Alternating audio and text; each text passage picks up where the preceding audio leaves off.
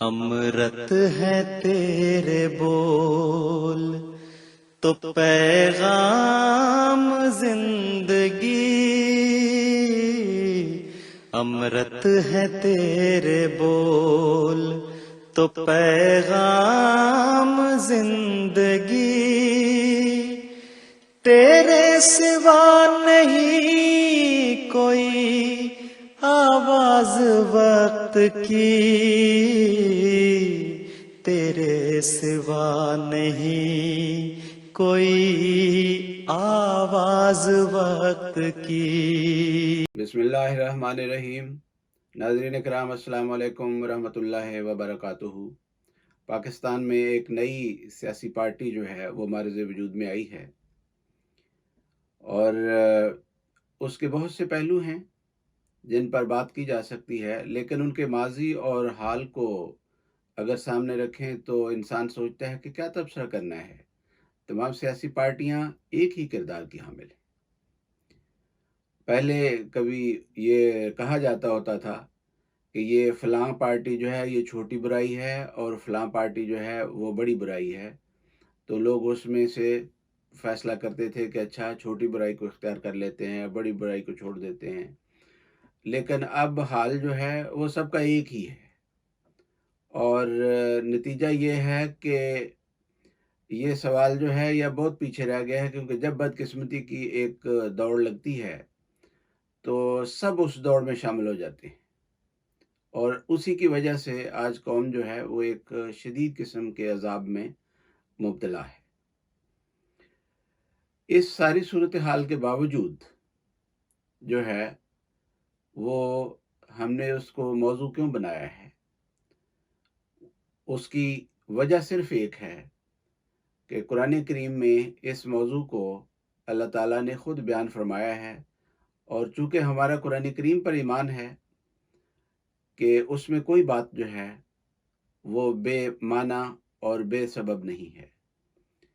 چنانچہ قرآن کریم میں اللہ تعالیٰ فرماتا ہے اِذْ قَالَتْ أُمَّةٌ مِّنْهُمْ لِمَ تَعِظُونَ قَوْمًا اللَّهُ مُهْلِكُهُمْ أَوْ مُعَذِّبُهُمْ عَذَابًا شَدِيدًا، کہ ایک قوم نے، کچھ لوگوں نے، ایک گروہ نے ان میں سے کہا کہ کیوں ایسی قوم کو نصیحت کرتے ہو جن کے متعلق یہ فیصلہ ہو چکا ہے کہ اللہ تعالیٰ جو ہے ان کو ہلاک کرنے والا ہے اور عذاب دینے والا ہے، یعنی تمہاری دانست میں بھی ایسا ہی ہے۔ تو انہوں نے آگے سے جواب دیا قالوا معذرتاً الی ربکم لعلہم یتقون، کہ ہم یہ جو نصیحت کر رہے ہیں اس کی وجہ ایک ہی ہے، اس کا سبب ایک ہی ہے، ہمارے طرف دیکھو تو، اور وہ یہ ہے کہ ہم اپنے رب کے حضور ایک عذر جو ہے، ایک ایکسکیوز جو ہے وہ رکھ سکیں کہ ہم نے تو نصیحت کر دی، لیکن اگر جن کو نصیحت کی جا رہی ہے ان کے لیے، ان کی نظر سے دیکھیں تو لعلہم یتقون، شاید کہ وہ خوف خدا کریں، شاید کہ وہ ڈر جائیں، شاید کہ وہ تقوی اختیار کریں۔ تو یہ مقاصد ہیں، ان کو سامنے رکھ کے آج کا پروگرام جو ہے وہ ہم کر رہے ہیں۔ ان مقاصد کو سامنے رکھتے ہوئے ہمارا فوکس صرف ایک نقطے پر ہے، اور وہ نقطہ وہ ہے جو اس نئی پارٹی کے جو صدر صاحب ہیں جناب علیم خان صاحب، انہوں نے اپنی جو ان کی میڈن سپیچ تھی، پہلی جو ان کی تقریر تھی، اس میں انہوں نے اس بات کو وضاحت سے بیان کیا کہ اس وقت جو انتشار کی کیفیت ہے اس کے توڑ کے طور پر استحکام پاکستان پارٹی جو ہے وہ وجود میں آئی ہے۔ تو انتشار کی ہر صورت جو ہے اس کو مٹانا ہے اور اس کا علاج کرنا ہے، ورنہ کوئی مستقبل نہیں ہے۔ تو یہی انہوں نے اپنی پارٹی کی غرض و غایت جو ہے وہ بیان کی، اور ہم کہہ سکتے ہیں کہ یہ ایک براڈر آؤٹ لائن جو ہے ان کے مینیفیسٹو کا ہے، یا ایک اوور آرچنگ پرپس جو ہے اس پارٹی کا ہے۔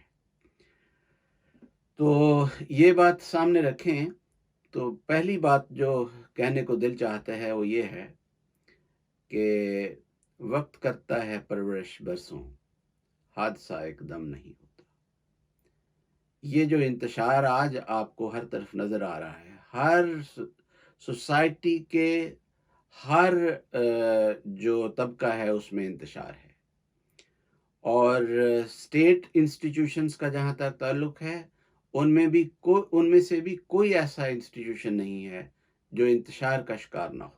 انتشار کی اس حالت تک پہنچنے تک جو قدم اٹھائے گئے ہیں، اس رستے پر جتنا سفر طے کیا گیا ہے، اس سارے سفر کو انڈو کرنا پڑے گا، واپس 0 پوائنٹ پر جانا پڑے گا۔ یہ جتنا نیگیٹو سفر کر چکے ہو، اس نیگیٹو سفر کو انڈو کیے بغیر، 0 پوائنٹ پر جائے بغیر، آپ کا پازیٹیو جرنی جو ہے وہ شروع نہیں ہو سکتا۔ لیکن یہ بات کہ وہ قدم جو اٹھائے گئے ہیں ان کو انڈو کرنا ہے، یہ ہر کسی کے بس کی بات نہیں ہے، یہ نئی پارٹی ہو یا پرانی پارٹیاں۔ اس کے لیے بہت بڑے دل گردے کی ضرورت ہے، اس کے لیے بہت بڑے عزم کی ضرورت ہے، بہت بڑی قربانی کی ضرورت ہے، اور ایک بہت بڑی مخالفت لوگوں کی جو ہے وہ بھی سامنے ہے۔ دوسرا جو پہلو ہے استحکام کا، وہ یہ ہے کہ اگر فرض کریں بات کو آگے چلانے کے لیے، اگر فرض کریں کہ آپ یہ سارے اقدامات انڈو بھی کر لیتے ہیں، تو اس بات کی کیا گارنٹی ہے اور ضمانت ہے کہ دوبارہ اس ڈگر پر نہیں چل پڑیں گے، دوبارہ اس رستے کو اختیار نہیں کریں گے، اور پھر انتشار جو ہے وہ نہیں ہوگا۔ اور اگلا پہلو یہ ہے کہ جب تک آپ یہ تشخیص نہیں کر لیتے اور یہ تعیین نہیں کر لیتے کہ وہ انتشاری قوتیں کون سی ہیں، وہ طاقتیں کون سی ہیں جنہوں نے یہ انتشار جو ہے پھیلایا ہے اور قوم کو یہاں تک لے آئی ہے، اور پھر ان اصولوں کو آپ معلوم نہیں کر لیتے جن اصولوں پر چل کر انتشار کو اتحاد میں اور استحکام میں بدلا جا سکتا ہے، تو تب تک کوئی ضمانت نہیں کہ آپ معمولی سی خدمت بھی اس ملک کی جو ہے وہ کر سکیں، یا آپ کوئی اس کو سہارا دے سکیں۔ تو جہاں تک اس کے اگر ان تینوں پہلوؤں کو سامنے رکھیں اور موجودہ سیاسی پارٹیاں جو ہیں اور جو بھی ادارے ہیں ان کے کردار کو سامنے رکھیں، تو مجھے کوئی امید نظر نہیں آتی۔ ہو سکتا ہے آپ کو امید ہو۔ مستقبل میں ان پارٹیوں نے، یہ جو موجودہ پارٹی نئی بنی ہے، اس نے بھی، اور یہ وہی عناصر ہیں جو دوسری پارٹیوں سے آئے ہیں، خاص طور پر ایک پارٹی سے آئے ہیں، اور وہ بھی پہلے بہت ساری پارٹیوں کا مرکب تھی، تو ان کو سامنے رکھیں اور باقی سیاسی پارٹیوں کو بھی سامنے رکھیں تو دو چیزیں بہت کھل کر سامنے آتی ہیں۔ ایک یہ کہ یہ جتنی بھی پارٹیاں ہیں، ان میں سے ایک وہ ہیں، ان کو دو حصوں میں تقسیم کیا جا سکتا ہے، ایک وہ ہیں جو اپنے آپ کو سیکولر کہتی ہیں، اور ایک وہ ہیں جو خود کو مذہبی سیاسی پارٹیاں قرار دیتی ہیں۔ تو جو مذہبی سیاسی پارٹیاں ہیں اور یہ سیکولر پارٹیاں ہیں، یہ ساری کی ساری پارٹیاں ایک بات پر متفق ہیں، اور وہ بات یہ ہے کہ یہ اپنی ناکامی کو، اپنی کرپشن کو، اپنی ہر قسم کی نااہلی کو اور خرابیوں کو چھپانے کے لیے، اور قوم کی توجہ جو ہے اس کو اصلی مسائل سے ہٹانے کے لیے، یہ ہمیشہ مذہب کارڈ جو ہے اس کو استعمال کرتی ہے اور ختم نبوت کی رٹ لگانے لگتی ہے۔ یہ ایک مستقل کردار ہے ان کا۔ اور دوسرا جو نعرہ ہے، دوسری جو شیلڈ ہے جس کو یہ استعمال کرتے ہیں اپنی برائیوں کو چھپانے کے لیے اور اپنی ناکامیوں کو چھپانے کے لیے، وہ ہے جو سیکولر پارٹیز جو ہیں وہ اختیار کرتی ہیں، اور وہ کہتی ہیں ہم قائد اعظم کا پاکستان جو ہے وہ بنائیں گے۔ جو مذہبی سیاسی پارٹیاں ہیں وہ یہ نعرہ اختیار نہیں کرتی، اور وہ کر بھی نہیں سکتی، کیونکہ ان کے نزدیک قائد اعظم کا جو مقام ہے، وہ منیر انکوائری رپورٹ میں جسٹس منیر اور جسٹس کیانی جو ہیں وہ خوب کھول کر بیان کر چکے ہیں کہ وہ قائد اعظم کو کافر اعظم کہتے تھے، اور جو موجودہ قیادتیں ہیں وہ بھی، اور پہلی ان کی قیادتیں بھی، وہ بھی کھل کھلا کر ان باتوں کا اظہار کرتی تھیں کہ فضل الرحمان صاحب کھل کے کہہ رہے تھے چند سال پہلے کہ شکر ہے اللہ کا کہ ہم پاکستان بنانے کے گناہ میں شامل نہیں تھے. اور جماعت اسلامی والے جو ہیں، یہ جو سو کالڈ جماعت اسلامی ہے، ان کے متعلق تحقیقاتی عدالت نے جب ان سے پوچھا اور انہوں نے ان کے لٹریچر کو سارے کو پڑھا، تو اس کے بعد انہوں نے لکھا کہ ان کا کہنا یہ ہے کہ جب پاکستان کی تحریک چل رہی تھی کہ پاکستان بنانا ہے، تو انہوں نے کہا جو کچھ بنے گا ایک ابلیس کی تخلیق ہوگی، شیطانی ایک ڈیولش کریچر جو ہے وہ ہوگی، شیطانی ایک تخلیق ہوگی، اس کے سوا کچھ نہیں ہوگا. تو یہ پاکستان کا مقام ہے اور جو ان کے نزدیک ہے، اور قائد اعظم کو جو یہ سمجھتے تھے وہ بھی میں نے آپ کو بتا دیا ہے. تو یہ وہ والا نعرہ جو ہے وہ اختیار نہیں کر سکتے. جہاں تک پہلی شیلڈ کا تعلق ہے جو یہ اختیار کرتے ہیں سارے کے سارے مل کر، ختم نبوت والی، اور پھر انتشار بھی جو ہے اسی شیلڈ کو اختیار کر کے تو یہ شروع کرتے ہیں. وہ شیلڈ ایسی ہے کہ جس کو یہ پرانا ہونے ہی نہیں دیتے. قائد اعظم نے جب پاکستان کی تحریک چلی تو انہوں نے ایک اصول کو اپنایا، اور وہ اصول یہ تھا کہ ہر وہ شخص جو مسلم لیگ کا ممبر بنتا ہے، خود کو مسلمان کہتا ہے، مسلم لیگ کا ممبر بنتا ہے اور چندہ دیتا ہے مسلم لیگ کا، تو وہ ہمارے لیے ووٹ کرے گا اور ہم اس کو مسلمان ہی سمجھتے ہیں. چنانچہ انہوں نے تمام مسلمانوں کو اس طور پر اکٹھا کر لیا ایک پلیٹ فارم کے اوپر. بہت کوششیں کی گئیں اس وقت بھی کہ انتشار جو ہے وہ انتشار کی قوتیں جو ہیں انہوں نے کوشش کی کہ انتشار پھیلایا جا سکے، اور لیکن وہ کامیاب نہ ہوئے اور قائد اعظم کامیاب ہو گئے.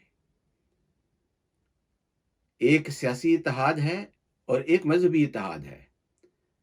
انتشار دو قسم کے ہیں، یہ ایک سیاسی ہے ایک مذہبی ہے. جو مذہبی انتشار ہے، جب بھی دنیا میں مذہبی انتشار ہوا ہے تو تاریخ عالم گواہ ہے اور مذہب کی تاریخ گواہ ہے کہ اللہ تعالیٰ کی طرف سے خود آسمان سے اس کا سامان ہوتا ہے، اور اللہ تعالیٰ اپنے کسی نمائندے کو بھیجتا ہے، اور تب جا کے مذہبی اتحاد جو ہے وہ قائم ہوا کرتا ہے. اور جہاں تک سیاسی اتحاد کا تعلق ہے تو وہ قائد اعظم نے کر کے دکھا دیا تھا. اس ماضی سے سبق سیکھ کے تو آپ بھی اتحاد کر لیں. تو یہ سبق جو ہے یہ آج کی اس استحکام پاکستان پارٹی کے لیے بھی ہے. اور یہ سبق کوئی قائد اعظم نے اپنے پاس سے ایجاد نہیں کیا تھا. اس کی سند بھی حضرت محمد مصطفیٰ صلی اللہ علیہ وسلم کے اقوال میں موجود ہے اور آپ کے کنڈکٹ میں موجود ہے.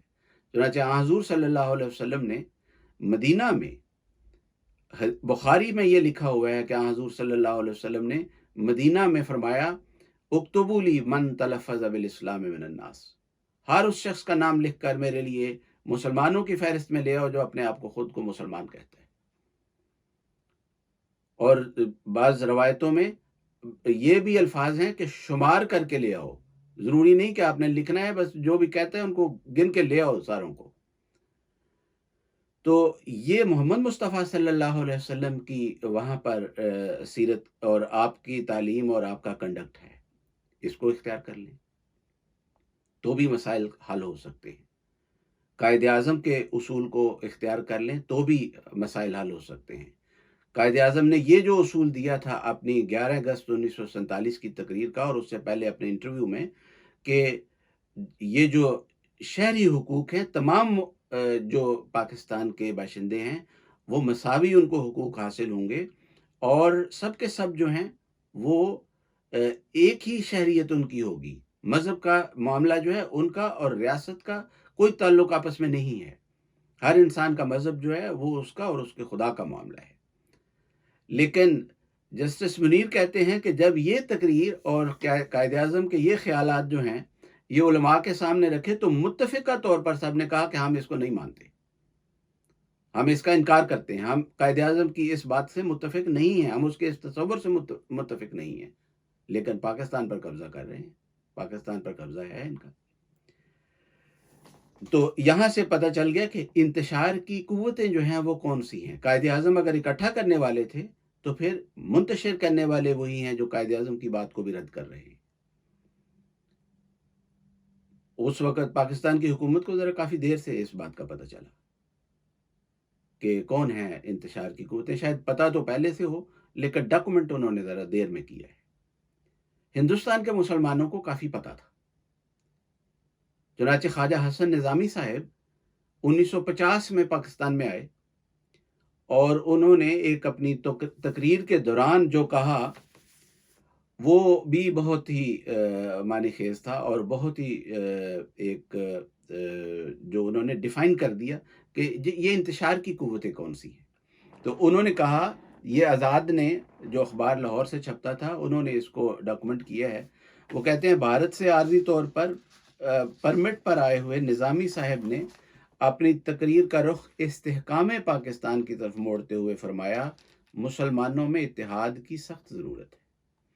इस वक्त मुसलमानों के फ़िरक़ों शिया सुन्नी, हनफी, वहाबी, मुक़ल्लिद, गैर मुक़ल्लिद, देवबंदी, बरेलवी, कादियानी, गैर कादियानी का उलझाव पाकिस्तान के इस्तेहकाम के सख्त खिलाफ है, और जो लोग इस वक्त मुसलमान फ़िरक़ों और ख़ुसूसन कादियानियों के ख़िलाफ़ तकरीरें करते फिरते हैं, वो भारत के एजेंट और हिंदुओं के तनख्वाहदार हैं। तो वो राज की बातें सारे बता गए हैं, जानते थे इनको मौलवियों को। तो ये पहला कदम था इंतशार की तरफ जो उठाया गया। कभी तेज चले इस पर और कभी आहिस्ता चले, लेकिन रुके नहीं। और उसके बाद फिर जब 1974 में दरअसल ये पहला कदम है जो उठाया गया है, भुट्टो साहब ने उठाया था, उनकी हुकूमत ने उठाया था, उनकी पार्लियामेंट ने उठाया था। तो ये जो कदम उठाया गया है, इससे कभी विथड्रॉ तो नहीं किया गया, ना करने का कोई इरादा जाहिर कर सकता है, ना करते हैं। बल्कि अगर इनकी तकरीरों को सुने तो ये समझते हैं कि आइन में जो अहमदियों के मुतालिक शिक है वो सबसे मुकद्दस शिक है। बाकी सारे आइन को पामाल कर दो, लेकिन उस शिक का तकद्दुस जो है वो कायम रहना चाहिए, उसको इंटैक्ट रखते हैं। मुशर्रफ ने भी उसको कायम रखा। जब भी इमरजेंसी लगाते हैं कहते हैं ये वाली कायम है, बाकी आइन जो है वो सस्पेंडेड है, लेकिन ये वाला जो है इसको नहीं हाथ लगाना हमने, ये ठीक है। इनके नज़दीक वो सबसे बाबरकत शिक है, और हमारे नज़दीक वही मनहूस शिक है जिसने सारे आइन को नापाक किया हुआ है। अब ये आइंदा तारीख बताएगी कि इनकी बात सच्ची है या हमारी बात सच्ची है, इनकी बात को इज्जत नसीब होती है या हमारी बात को इज्जत नसीब होती है। तब्दील करके दिखा दें इस बात को। जज़ाकुमुल्लाह ताला व अहसनल जज़ा। अस्सलामु अलैकुम व रहमतुल्लाहि व बरकातुहू।